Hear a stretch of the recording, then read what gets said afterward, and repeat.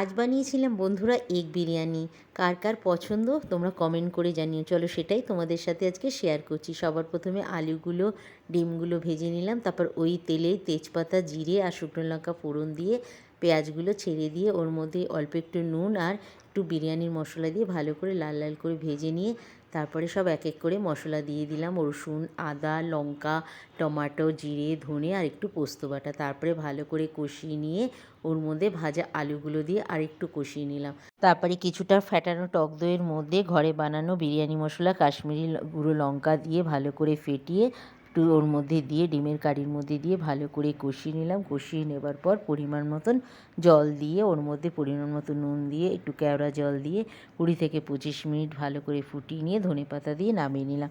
তারপরে একটা বড় বাসনে যেটা বিরিয়ানি বানাবো ওর মধ্যে প্রথমে ডিমের কারি দিয়ে তারপরে ভাত দিয়ে দিলাম, একে একে সব কিছু মশলা দিয়ে দিলাম, বিরিয়ানি মশলা কেওড়া জল আর সব শেষে দিয়ে দিলাম একটু বাটার। তারপরে এটা 25 মিনিট দমে দিয়ে তারপর সবাই মিলে এনজয় করলাম। কেমন লাগলো বন্ধুরা জানিও। আজকের মতন টাটা।